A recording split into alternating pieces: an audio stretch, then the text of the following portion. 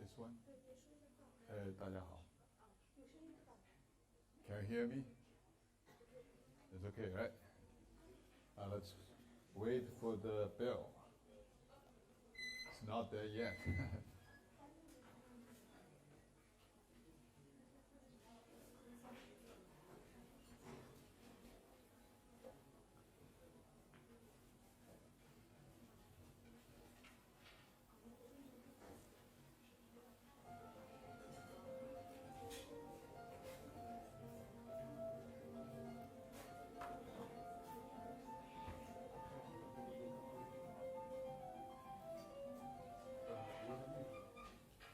Okay, the bell rings and the guy is checking me. I'm making sure everything's okay. Okay, welcome to the class. This is a positive psychology class. This class will be taught by me, Kai Ping Peng, in Chinese, Peng Kai Ping. For those international audience online, if you don't know how to pronounce my name, just remember how to play ping pong. So easy to remember. Another professor of this class is Dr. Zhao Yukun. He's here. He will be teaching the rest of the class. So I will start with an introduction, very brief introduction. We'll focus on three topics, three questions tonight.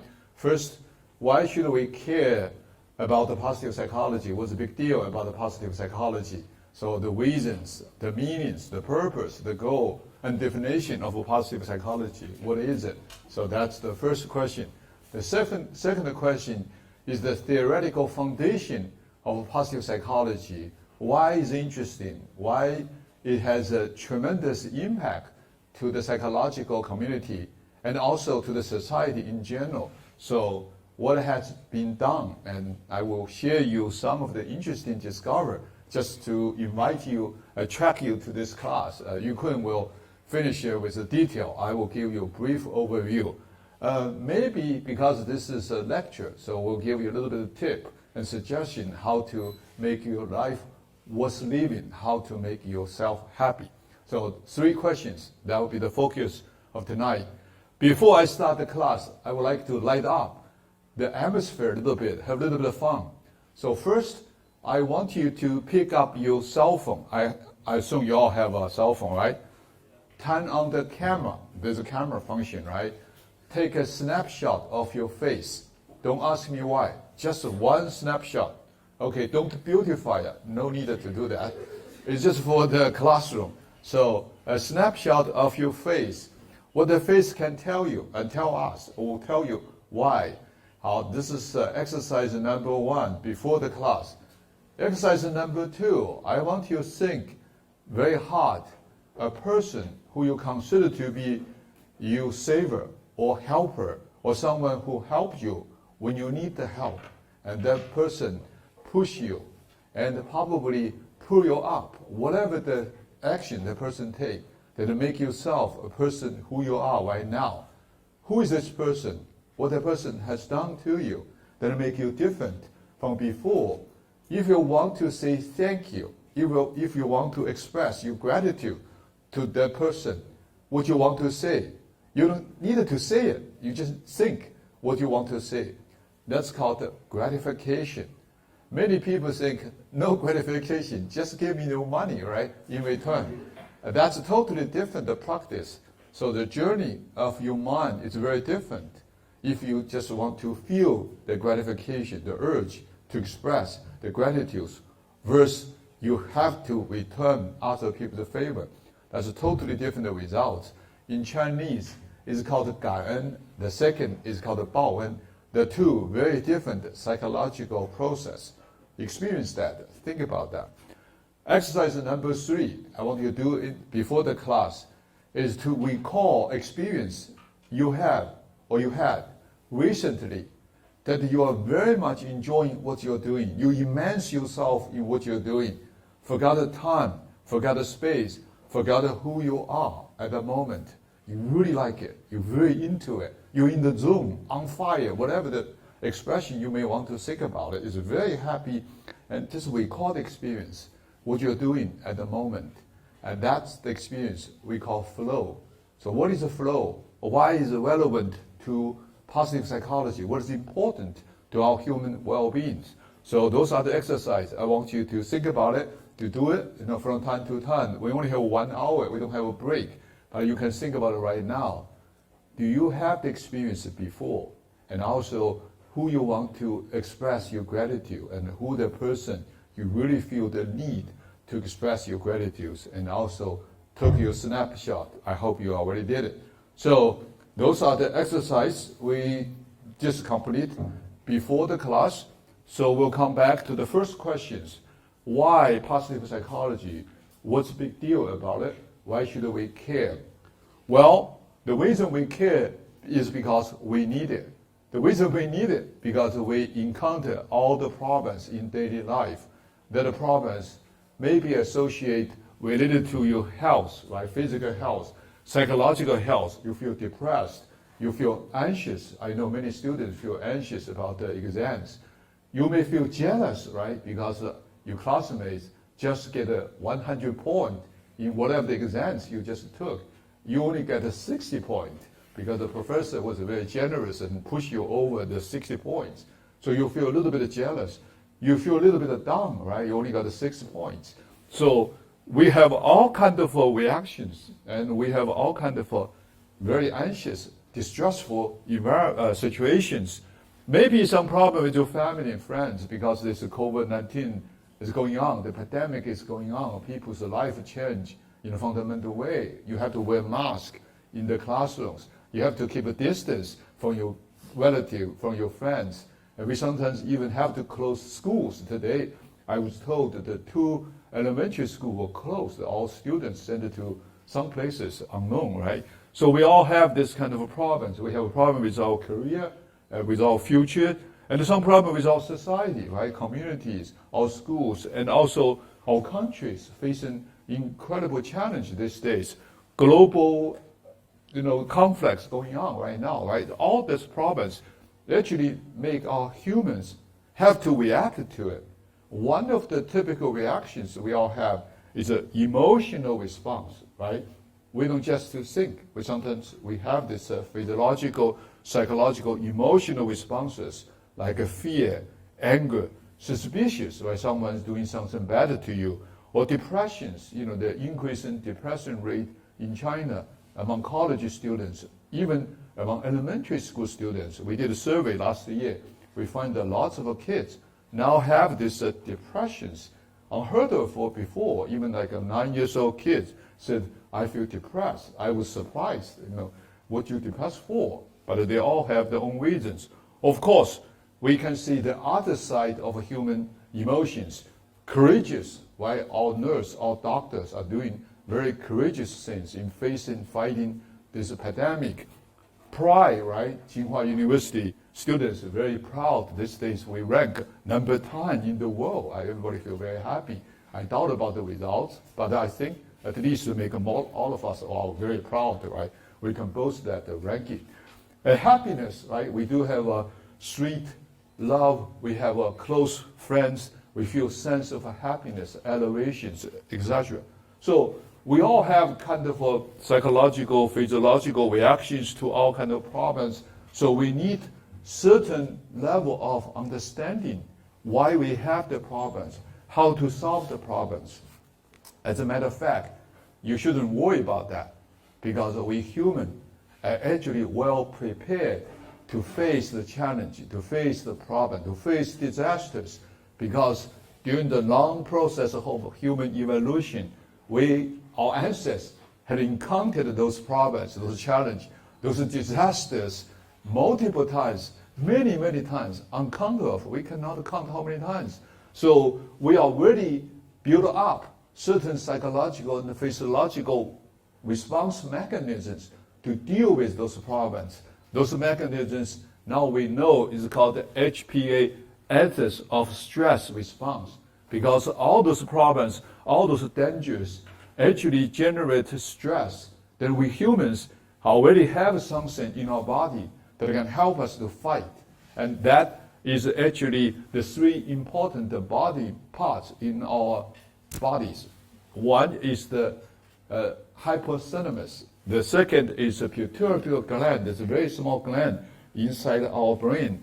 And the adrenal gland, everybody know adrenal gland, right? When you are before the exams and you have this adrenal gland release those hormones. So all those are three important axes of the stress responses to release stress hormones. So what are the purpose of those hormones? Actually enhance your sensory systems. So you hear much clearer, you see much clearer, that prepare you to deal with the problems. Cardiovascular responses are much stronger. And also the heart rate pumping, pump your heart, the faster heartbeat, more powerful blood circulation that enhance your body and your muscle strength. All these responses prepare you either fight or flight. If you can fight, if you can win, you fight. If you cannot win, you just flat. When you see a beast like tigers or lions or all the dangerous animals, if you can think you can fight because the animal is small, you can handle it, then you fight. If this animal is so vicious, is so powerful, is so strong, you just get away, you fight, right? Those are the actions our ancestors took. And after you have done those two things, one of them, or either one of them, then you return to normal state, normal situation, you relax, all the stress relieved. So that's the so-called natural stress response, natural coping strategies that we humans already develop. You already have that the mechanisms. That's a very powerful mechanisms that made us survive. However, some people, for some reasons, they don't take this naturally adaptive response mechanisms. They engage in doing some what we call wrong pull coping strategies. We psychologists have discovered some people don't act, don't fight or flight. They don't do anything. They just think, overanalyzing all the problems. If something happens, it's bad. They think over and over. And Professor Dan Gilbert, who is a psychologist from Harvard, actually did study, give 200 some people a BB, I think it's a BB phone, right? It's a BB phone. And ask those people report when you feel distressed, when you feel unhappy, unpleasant. Tell us what you're doing. How are you going to solve the problems? He was so surprised. 46% of people actually don't do anything. Instead, they think, they analyze. They think there may be some conspiracy. There may be somebody out there try to hurt me. So they try to develop certain reasons to deal with the problems. And those thinkings we find cannot solve the problem. It just makes the problem even worse. Because if you think there's someone out there trying to hurt you, if you think there's a powerful conspiracy going on, there isn't anything you can do about it, right? Because it's a conspiracy, what you can do. So that actually made the situation worse. So Greek philosopher Epictetus actually made this very interesting comment. I encourage you to remember that. What upsets people most is not the things themselves, but the judgments about the things. That's my translation. It's not ideal. Some people actually translate more poetic, like what's upset people most is the story they made up. I think that probably is more poetic, but I said it's the judgment. People try to analyze. That's one mistaken strategies people use. Second strategy is doing nothing, idling, right? Just like when things happens, when you feel bad, you lie in bed, hiding in your room, and your friends try to get you out of the room. You don't want to. You just stay there. You sleep over, and pretty much don't do anything. We find that that's problematic because the problem is still there. If you don't do anything to solve the problem, the problem will haunt you again. Some people rely on some addictive chemicals or addictive behaviors like marijuana, cocaine, all kinds of drug, and try to force the person to forget about the whole damn thing. But the things is still there. Some people rely on some addictive behaviors like drinking, smoking, walking. Some people rely on walk to release stress. And this is called a workaholic. Working hard is actually problems. It's actually That's why I encourage all the professors, don't work too hard, because probably they're hiding something from something, right? Students study very hard. I know some of the students who are dumped by boyfriend, girlfriends. Then what are they going to do? They stay in library, in the classroom for the whole night, study. Actually, they didn't learn anything. They just killed the time, right? Faking their study. Actually, they're quiet and studying, and there's no use of when you're quiet to study, right? There's some people try to suppress all kinds of psychological, emotional responses. We find that it won't help you because you only made the situation worse. And some people rely on even more extreme actions like hurting themselves or hurt other people. So those are what we call the poor coping strategies. So are there better ways to deal with the problems? So with psychologists, you find perhaps by suppressing, by controlling, by managing all those physiological, psychological negative responses may not help people very much because there's a phenomena called the white bear effect. This effect was first actually reported by Russian writer Dostoevsky. He wrote this very famous book. It's called Winter Notes on Summer Impression, published in 1863. So you guys already know this guy, right? He wrote Karamazov Brother and also Crime and Punishment, very famous Russian writers. So in this note, he report this very interesting observations. Try to pose for yourself this task. We can all do that. Let's do this together because Professor Daniel Wagner actually asked his students to do the experiments in the classrooms. We can do that right now. Everybody try to do that. Relax yourself, close your eye. Everybody try to do that. Sitting on your chair, close your eye, and imagine a white bear in your brain, in your head. Can you think about it, everybody? Think hard. A white bear, a polar bear in your head. If you cannot do that, I strongly encourage you to do an fMRI scan. You may have a brain problems, right? Everybody should be able to do that, okay? After you have done that, then try to do the second thing. Try to forget this polar bear. Dostoevsky found that, not to think of a polar bear, and you will see that the cursed thing will come to mind every minute. So the more you try to forget about that, the stronger the bear will appear in your head. So that's called the white bear effect, or also known as a rebound effect. So whoever who try to suppress, try to control, try to forget, try to manage what they call the negative experience, the symptom of the experience will come back even stronger. So that's called the rebound. This is called the white bear phenomena. So this is a very interesting experiment because somehow made us psychologists wonder what is the best way to help people to overcome the negative experience they may have, the negative psychological experience they may have. So is there any way we can forget the white bear? Anybody successfully forgot the white bear? Raise your hand in the classroom. Anybody?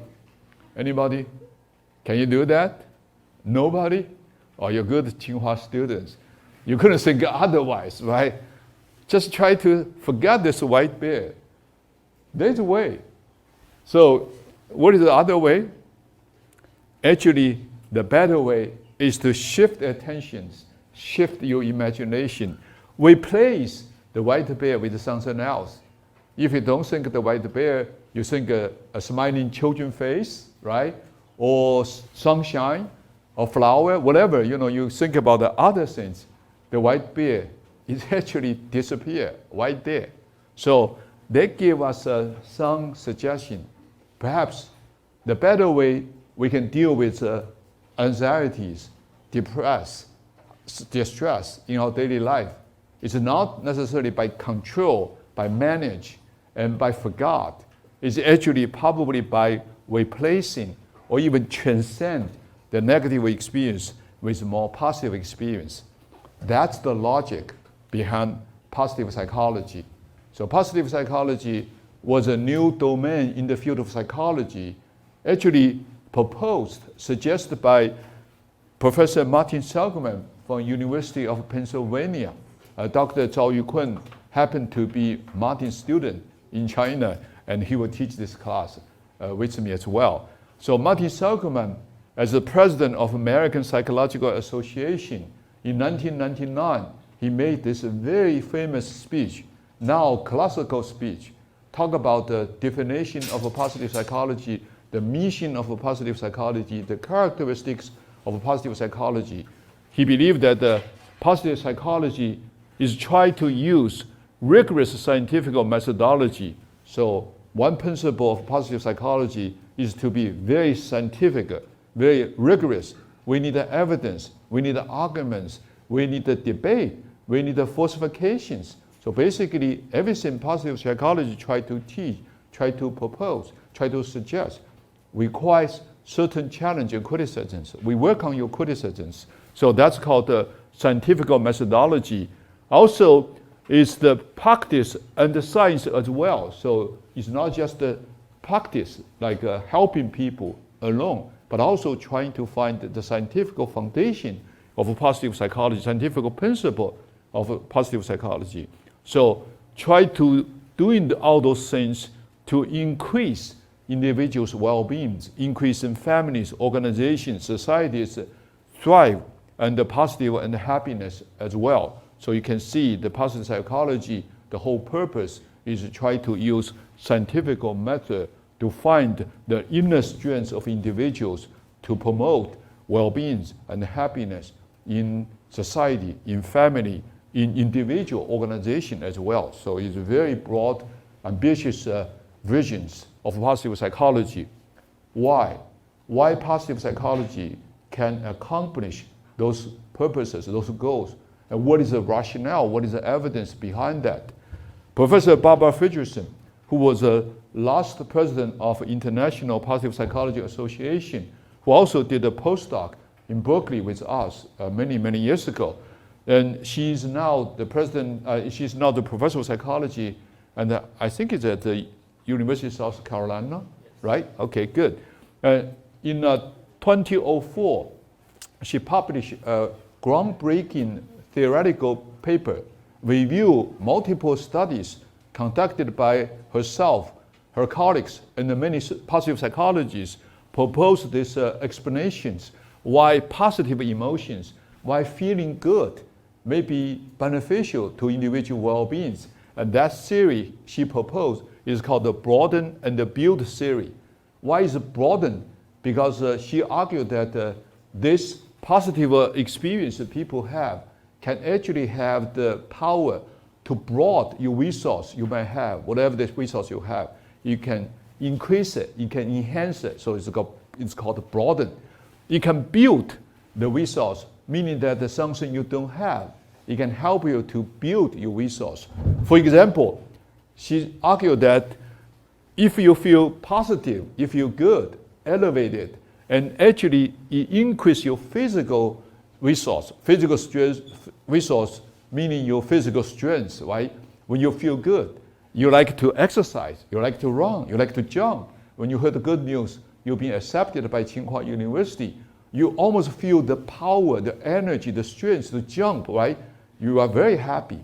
That's called the physical resource, increased by your positive experience, positive psychological reactions. You can increase your social resource. What is a social resource? Your network, your social relationship, your friendship, your team spirits, your teamwork, right? Because when you feel good, you like to build social relationship. You like to talk to people. You like to come to this class, right? I don't know that all the people who show up in this classroom is actually are very positive people because you feel good, you so come here. Those people afraid of English teaching, they stay away, right? Those people who are lazy, they stay in bed. You guys force yourself in this almost a cold winter night. You come to this classroom because you feel very positive. So it increase your social resource.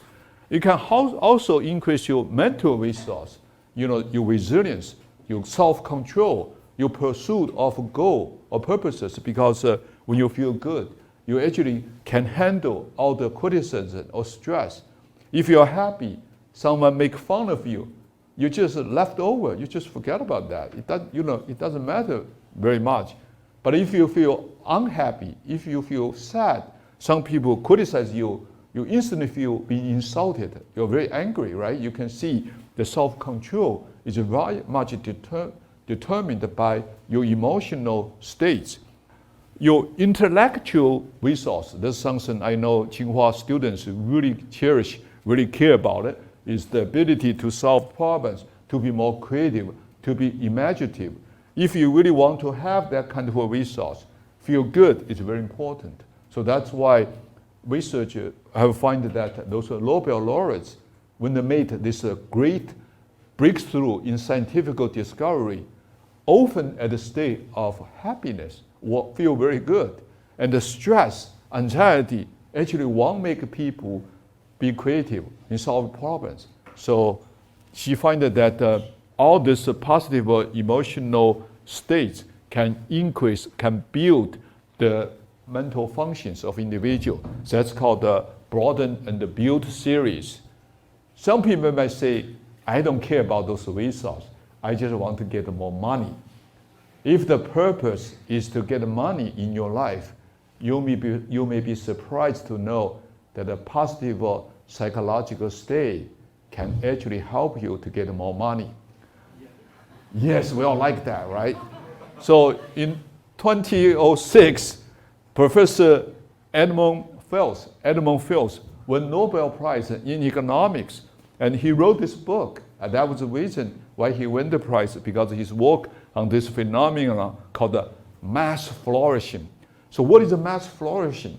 It's actually the state that people feel good, feel wonderful, feel meaningful, and they really want to do something about their life. And he found that kind of a mental state, flourishing, is not just individual, but a family, society, organization, company, everybody fulfill that there was some non-material motives. What is a non-material motive? Pursue for your self-respect, pursue for your happiness, pursue for the well-being of the society or other people. Those are non-material motives actually lead to more innovation and economical growth. This is written by economics. The person actually finds that it's not the pursuit of wealth, pursuit of money can make you to make more money. It's actually pursuit of a non-monetary purpose can actually make more money than otherwise. Very interesting findings. That's actually consistent with the Chinese century-old wisdom called 和气生财, meaning harmony makes more money. It's not a competition. It's not a fight. It's not a game playing. It's all those business economic people talk about it. Actually, that's not the reason. The true reason is you make other people happy. You make other people satisfied. Then you will make more money. So the whole game of the wealth is actually very simple. Make other people content, you will make more money. Very easy, very simple. But we often forgot this is century-old Chinese wisdom. We only believe that all the money coming from your rational calculation, your game planning, your all kind of competition or even fighting. That's actually wrong. The fighting is not the secret of wealth. The fighting is only a secret make other people unhappy and make yourself unhappy. So that's a very interesting result. Maybe some of you are really, I don't know, coming from wealthy family, second generation of big, I don't know. I don't want to criticize those people who have a lot of money. Anyway, from the big family with a lot of money, you don't care about the money, right? But you do care one thing, right? You don't want to die young, right? So we find that if you really want to have more money, actually that a healthy life is very important. Now we have to come to my teacher, Professor Christopher Peterson. In 1990 to 1992, 3 years, I was a PhD student at Michigan. I worked as a TA, teaching assistant, like Sarah, my assistant. So I was a teaching assistant for Professor Christopher Peterson. At that time, he was teaching personality psychology and the gene analysis. I really liked the gene analysis. So I didn't know what is it, so I took it. I regret about that because first thing he wanted all the TA to do is to reveal what kind of dream you had last life. That revealed all my secrets, so I feel very embarrassed at that time. But he was my teacher, so I said, okay, I will tell you my dream. And even worse is that he wanted us to reveal any wet dream we may have. I didn't have any. I had, but I forgot. I just said I didn't have. But he was a very funny guy. But I was so surprised. Almost 12 years ago, he came to China with Ukraine, and I asked him what he was doing. He said, I'm teaching positive psychology. I said, what is it? He said, positive psychology. He actually gave me a book. He wrote the first textbook in positive psychology, the premiere of positive psychology. And before he passed away a couple of years ago, he left this very interesting book, Pursuing the Good Life, 100 Reflections on Positive Psychology, in which he talked about what is positive psychology. Positive psychology, in a nutshell, is the scientific study that try to make people's life worth living. Very simple. It's actually scientific guidebook, a roadmap to help people to live a good life. So what's good life? He argued, is not about the money, is not very much about your social status.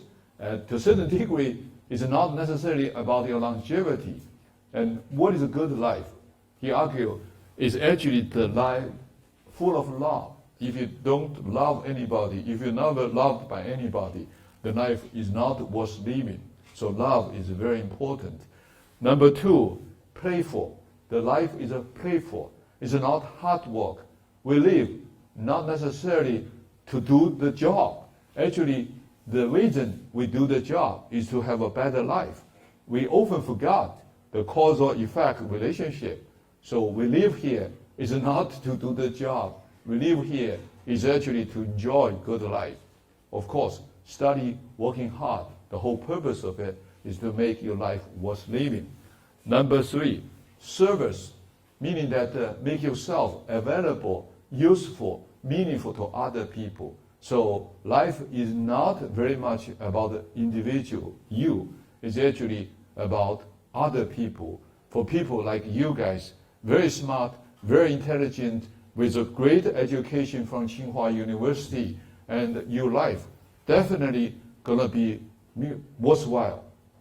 But you need to have a higher purpose. The purpose is to make other people's life worthwhile, because it's very easy for intelligent people to have their own life worth living. But what is more important is to make other people surrounding you, other people love you, other people like you, and that other people work for you, make their life better life. Of course, what is good life? Life with a purpose, life with a meaning. Sometimes when we think about the purpose and meaning, we come up with a great grand scale the purposes. Some people even to elevate it to the status of religious faith or the political purposes. I think the meaning is very simple. It is the psychological abilities. You can find the meanings in daily life. You look at waters, you realize there's a meaning in there. You look at the cloud, you figure there's a meaning in there. I think if you can do that, then you live a life full of meanings. So that's the ability of the human brain. So Professor Christopher Peterson believed that positive psychology is actually trying to help people to enjoy, to have love, play, service, and a sense of meaning. So that's basically, in a nutshell, what a positive psychology is to help people make life worth living. So very simple. So how to be positive?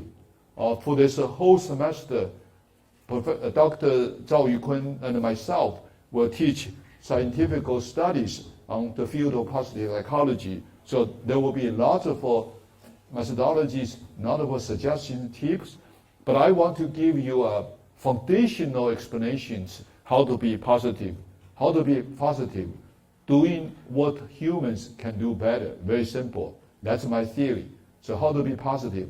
Actually, use the human strengths, use the unique human abilities. So philosopher Wang Yangming actually has this very, very wise suggestions. He said, follow your conscience, practice what you know, and your heart will be content. I don't know necessarily that's a correct translation, but it's my translation nevertheless. So whole idea is that if we can follow the human natures, our conscience, then we practice the knowledge, particularly the wise, better knowledge we have, we will actually feel content, be very happy. Then what is the human natures? Philosophers, they have their own arguments, writers, artists, and different field, people from different fields, they all have their own explanations, their own suggestion, definition about the human natures. Psychology is a discipline based on evolutions, so that's a consensus in the field. So Charles Darwin's evolution theory is the theoretical foundation of psychology, therefore is also the foundation of positive psychology. The argument is like this. All the human mental and the psychological traits, including animals' traits, we're not going to talk about it tonight. We only talk about the human psychological traits, such as memory, perceptions, language, and the positive mindset we're talking about it tonight. Actually, are evolved adaptations. What that means is that during the long process of human evolutions, those psychological traits can benefit human survival, can benefit human reproduction, will be selected in. So that's called adaptation, because it's been selected, because it's been helpful to all human species. So the resulting psychological mechanisms benefit human survival and the human reproductions. So he actually wrote 2 books to explain these evolutionary mechanisms. One is a book everybody know in this classroom, The Origins of a Species, talking about the natural selection process, the survival of the fittest. Some people, when they explain the fittest, they explain that as a physical strength, the fit. When we say someone is fit, meaning that the person has this wonderful physical build-up, like the muscles strong, the bones strong, and even good looking, right? So that's people's explanations. But actually, in Darwin's idea, the fittest, meaning that you're well adapted to the changing environments. So natural selection select not the strongest. The dinosaur is very strong, but he disappeared much earlier than human being. So it's not about survival of strongest. It's about the survival of the fittest.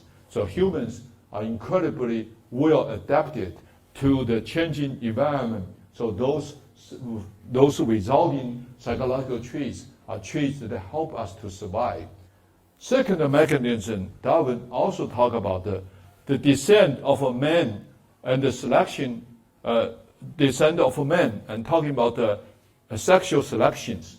Very interestingly is that very few people in China actually read this book. There is a Chinese translation of the book, but nobody read it because it involves this very interesting concept called sex. We Chinese do it, but we don't talk about it. So actually, these natural selections talk about the second selective mechanism. The mechanism is not about the survival, it's about the reproductions. The peacock always displays the beautiful feather. It has no surviving advantage. It doesn't have a surviving advantage because the predators can notice you're right there from distance and charge to eat you, right? So also you were displaying, you were enjoying the displaying of the feather, and you just couldn't pay attention to other predators. You couldn't run very fast, very well. So it has no so-called natural selection advantage. But why the peacock, particularly the male peacock, always display the beautiful feather? Because it has natural selection advantage. Because the beautiful your feather, the more attractive you are. Therefore, the opposite sex very likely to have a mate with you, to have an offspring, to have your gene spread out. So you can see it's the selection of the beautiful, it's the survival of the beautiful, not survival of the fittest. Very interesting. The reason I talk about is because we can re-examine human evolutions to discover what is the unique human natures. You may be surprised. All the unique human natures are the result of natural selection and sexual selection. It benefits our survival, also benefits our reproduction. So if you can identify something that is absolutely unique to human species, then you may be surprised those are the human natures. Many times people mix up with the human instinct and the animal instincts. We humans actually are animals. We are noble savage, so we have an animal instinct as well, because we are animals. Everybody don't forget about that. So we have all this wild instinct, just like animals. We are greedy, we are hateful, right? We try to kill others. We do have those animal instincts. But it's very odd. We beat those animals is not because our animal instincts is stronger than those animals.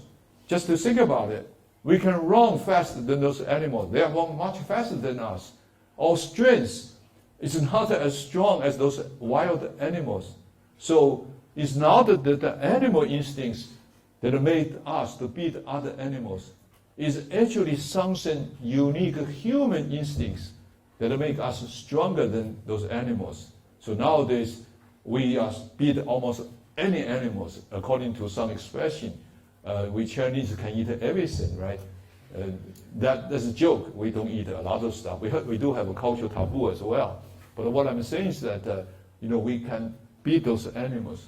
At least we can put them in the wild animal zoo to enjoy those wild animals.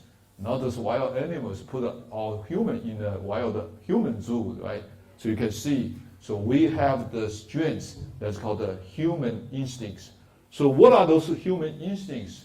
We positive psychology argue that most of the human instinct is surprisingly positive human psychological traits. So those traits unique to human beings. If we utilize those unique human natures, we actually can feel uplifting, feel wonderful, feel good. Let's give you a couple examples. You will notice that. So we human has this very, very big brain. Not necessarily the head is big. It's the something inside that is very big. So those big human, we call the cortex, particularly the neocortex, the new cortex we have, and it's much bigger than animals. And those neocortex are actually functions of a human alone. So we have wisdoms. Animals don't have. We have rich emotional systems. So having emotion is actually human unique traits. We also have the language abilities. So talking, speaking make us very happy. So you can see those professors like to talk a lot. Even at the time you have to go off the class, but they still talking, right? Because it makes them very happy. Because that's the human natures. And there are other characteristics that make us very unique, and we find that utilizing those unique human abilities can actually make us feel better, feel good. So let's summarize briefly. So human evolution started 60 million to 300,000 years ago, resulting in a different unique human build-up, like a vertical posture, and little parents for women. Also the bare skin, we lost lots of hairs, and also disproportionately large brain. And all this physiological change due to the long evolution process, we humans evolved some positive human traits that so far we find very special, very unique to humans. Rationality is something we humans have. So having reason, have a rational mindset, somehow we find can help us to deal with problems. And empathies, we have the sense to understand other people's feelings, desires, wishes, and intentions. And that's a very powerful abilities humans have. researchers have found that 2.5 years old baby can understand the parents' psychological states, like anxious or depressed, and that's very unique human behaviors. No other species, the baby can do that. No artificial intelligence can do that either. We have self-control. We're not indulging ourselves all the time. We have a morality, sense of right and wrong. We have a reason. We have learned. We can create. So you can see we have imaginations. We have a unique ability to plan for the future. Very interesting. Even when we are idle, we find that psychologists find that people still engaging in processing, imagining futures. So we also have this concrete thinkings. We also have the abilities to be sensitive, caring, kind, cooperation. It's very important human traits, because by single individuals, we cannot fight any wild animals, but by working in a group, cooperating with each other, we can beat any species. So that's unique human traits. That's somebody even claimed that's another evolutionary selection mechanism. It's called cooperations, inclusive fitness. And we have this aesthetical abilities. We can enjoy beauty. We can enjoy wonderful, beautiful things. We have responsibility. We can communicate, etc. So you can see all these human traits are actually positive psychological traits we humans have. So in order to make us feel happy, we find that utilizing psychological strengths is actually utilizing unique human characteristics, human traits. So I'll give you a couple examples. We'll give you a couple hints and tips. This is a study done by Professor Gary Sherman, used to be professor at Berkeley, my colleagues. In 1997, he proposed this very interesting idea. So there is a very, very old human nerve. Human nerve is called a vagus nerve. It's a quenovial nerve. This nerve is the oldest, is the longest human nerve. And before we think this nerve is only responsible for this parasympathetic control of the heart, lung, and the digestive functions. Now, he proposed this nerve may be associated with human instincts, like a pro-social behavior, like morality or human happiness. Why? Because this nerve is the oldest one. So when human will walk with four legs, this nerve is already there, but the existence is only twisted. So just below your head, you feel that the twist in your body. But when we standing up as a human being, walking with two legs, this vagus nerve start to open up. So this is why whenever we see some beautiful pictures, beautiful woman or man, we have this urge to open our vagus nerve, raise our head, open our chest, and the screaming, wow, bravo, wonderful, right? Or in Chinese, hao. Nobody stressed the vagus nerve, twisted to scream hao. It's very difficult to do that. Instead, if we see something that is ugly, that's immoral, that's not good, then we will do the opposite. We will stress our vagus nerve. So we will have C, E, G, or ayo. When you feel something bad, you will scream ayo, right? Nobody say ayo, it's ayo, right? We can feel that when you suppress your vagus nerve or you open your vagus nerve, you have totally different psychological response. Let's do the exercise together with me, okay? Everybody, raise your head. Your proud head, raise your head. Open your chest and doing something together with me. Also, for those people online, you can do that even better, right? You're pretty much at home. So basically, when you say how, you just stress your arm and you say how. Let's do it together. How? Wow. Wow. Great. You feel good, right? Okay, let's do the opposite. Put your hands cross over on your shoulder. Lower your head. The lower, the better. Then you try to scream, wow, good, great.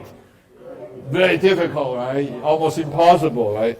So Gary Sherman believed that because when you open your chest and you raise your head you pretty much feel the feeling of being humans. When you suppress that, you imagine you the miserable time with human walking on four legs, right? So that is why all these wonderful things, great things, this religious icon, and those, like this people's hero monuments, you all have to build very high and tall because it will raise you, open your vagus nerve.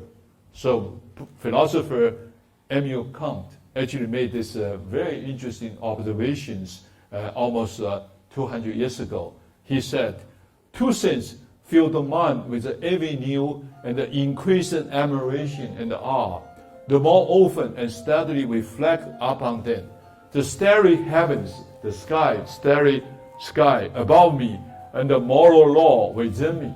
So whenever you look up with the starry sky, you feel the sense of being moral. And that sense of being moral, we already know there's a unique human natures. That's precisely what Wang Yangming said, 良知. So he said that 良知 is morality. And whenever we feel the sense of morality, it's actually the time we feel ourselves being human. So that's the theoretical foundation of positive psychology. Evolution select the positive traits that are unique, the human beings. If we utilize those unique human abilities, we actually could have a positive experience at the moment. So that is why we look at the sky, we look at anything that is vast, anything that's great, anything beyond our human comprehensions. So we have this sense of a diminishing self. We're small. The heaven, the nature, the God, the everything that is above us tend to be much greater. We have a sense of reflection on our life, reflection on our behavior, reflection on things that we did. We also have a sense of a shared humanity, right? As the bright moon shines over the sea from far away, you share this moment with me. So that's the Chinese Tang point. Actually show that when we look at the sky, open our vagus nerve, we have the sense of being humans. Like a movie, Shawshank Redemption. Have you seen the movie before, anybody? Have you seen, how many people have seen the movie before? Raise your hands. Okay, so there was a very famous scene in the movie. Andy, the character, right? He get out the prison. So in this thunderstorm, what kind of actions he did? What he did when he first get out the prison? Anybody remember? Raised the head, right? Looked up and opened the arm. Actually, is open the vagus nerve. So that is the psychological foundation theory of positive psychology. So, how to be happy? We have 10 minutes. I will go very fast about how to be happy. Then have 10 minutes Q&A. How to be happy? Well, my suggestion is very simple. Is actually do three things. Number one, try to control your negative emotional activity. Not necessarily by direct control. We talk about that. It's not very easy to do that. But actually try to suppress, try to mitigate of your negative response. So there's one physiological actions we should take is to suppress amygdala's activities, because we find that whenever people feel distressed, feel unhappy, the amygdala try to actually very active, aroused, so make people unhappy. So one thing we could do is try to suppress the amygdala's activities. How to be happy? You cannot simply make this negative emotional experience absent. You have to try to generate the so-called positive neurotransmitters. There are at least three very important neurotransmitters. If we can make those transmitters release, we can feel happy. That's about the dopamine, oxytocin, various peptides, and serotonin. Those are very important ones. And how to do that, and we'll talk about that later. Yukun will give in detail about those techniques, those research, about how to generate those very useful, very powerful, very positive neurotransmitters. But besides those two, we humans have another very important task in order to feel good and wonderful. That is utilizing your brain powers, because we human, unlike animals, we have to give meanings to any physiological reactions. So by simply generating those physiological reactions are not good enough. We should give a sense of meanings, sense for purposes. So those are the meaning purposes actually make our life worth living. In the meantime, make our experience very positive. So what are they? Dopamines we know now is reward chemicals. Sometimes we finish something, we feel wonderful. At that moment, I strongly encourage you to enjoy the moment, taste, savoring your success. Many teachers, many parents don't know about that. So when the kids finish their homework, then the teachers and the parents rush to the kids, force them to do another one, and take away the happiness, the pleasures of the kids might experience at the moment. In doing that, you take away the internal drive to enjoy studying and learning, because you take away the dopamine release. So anything that make us feel good, we should taste it, we should experience that, we should savor in that experience. That's called the dopamine release. And this is type of doing self-care activity. We find that enjoying taking care of yourself, washing your face, and also doing makeup on your face make you feel good. Enjoy the moment. Forget people's criticism. Some people don't like people dress up. Actually, if dressing up, enjoy and make yourself happy. Do that. Forget about that, because that's going to help you to release dopamines. Eating food. That is why students like all the food, because food, generates lots of dopamine. It's very important. So anything you like to do, enjoy doing that. Celebrate little wins. Anything that make yourself believe that you have done something great. Enjoy the victories.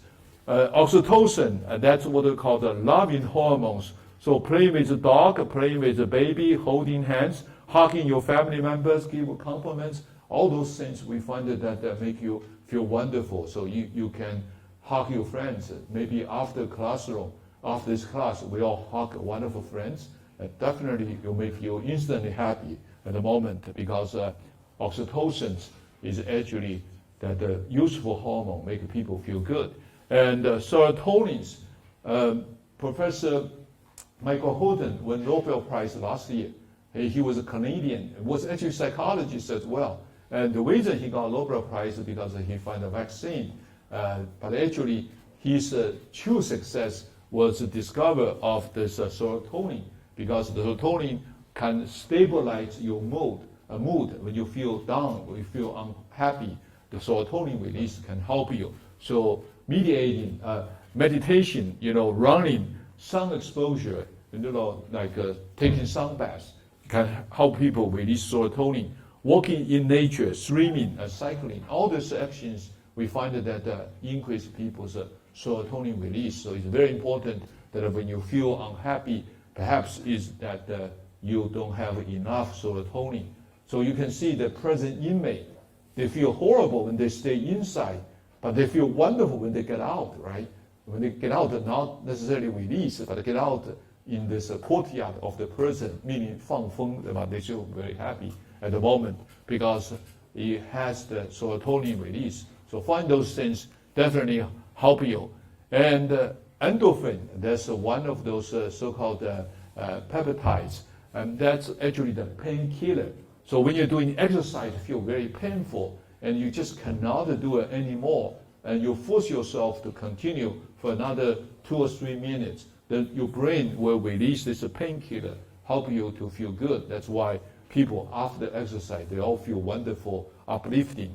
And also watching comedies, because when your brain cell, comedy is actually requires certain level of intelligence. So comedy is actually burning your brain cell that will release your painkiller, this endorphin. And eating dark chocolate is very bitter, but if you endure, you feel, wow, it's actually not that bad, right? So exercising is another very good way to release your endorphins. Anyway, there are lots of useful tips, useful suggestions that can help you to release those happy neurotransmitters, and those neurotransmitters will actually help you to improve your mood and improve your emotional experience in order to improve your well-being. Then I give you last tip, then we'll finish this class. This tip actually exercise we did in the very beginning of the class. In 1862, French physicians did a very interesting psychological research. I would consider this as one of the first positive psychology experiment. Nobody agree with me, but I would like to consider that's the case. So he get his neighbor to his laboratory, then hook the facial muscles with those electronic machine, and he identified various kind of facial expressions with various kind of muscle combination. He discovered 3 muscle combinations generate the most contagious facial expression. That's what we call the Duchenne smile. The 3 muscle refers to this muscle in your mouth corner, and the muscle in your cheek, and the muscle at your eye corner. When you see your 3 muscles on your face displayed these expressions, and the expressions can actually make yourself and make other people smiling. And that smiling we find is actually beneficial. Sometimes we fake our smile, like this girl is faking the smile, because we can only control the muscle, the face muscle at our mouth corner and also cheeks. We actually cannot control the muscle at the eye corner. When we only feel authentic happiness, then we have these wrinkles. If we don't, and we cannot display. So this girl didn't have this wrinkle here, and the eyebrows right, meaning that she is faking smile. So now give you test. This is Professor Paul Ackerman, my old colleague and friends, and he gave us 2 smiling faces. Which one is authentic? Which one is fake? Let's give you an EQ test now. This is authentic, right? This is fake, because you check there's tiny differences and there's wrinkles right there. This is movie star Julia Roberts, right? Oscar winner. So she gave us 2 smiling faces. Which one is authentic? Another one, right? This is very popular kids online. It's called the professional fake smiler, right? So he always a fake smile because you can see there's no eye wrinkle right there, and unlike those 2, that they were smiling. So this is the last slide. Basically, if you really want to know you are happy or not, you can take a snapshot of your face, answer 3 questions. The question number 1, do you see any mouth corner rise and cheek muscle rise or eye wrinkle right there? If you had all 3, congratulations, at least you feel happy at the moment. Okay, well, that's all I want to talk about tonight. Rest material will be taught by Dr. Zhao Yukun, and you will see lots of interesting scientific discoveries from psychology. Of course, debates as well, because I don't want to say all these scientific discoveries are fixed, absolutely truth. Everything in psychology are subjects for debate, and so therefore lots of interesting discoveries, lots of interesting arguments. But I think it will make yourself open your minds and experience better life. Thank you. Have a good night. Take care.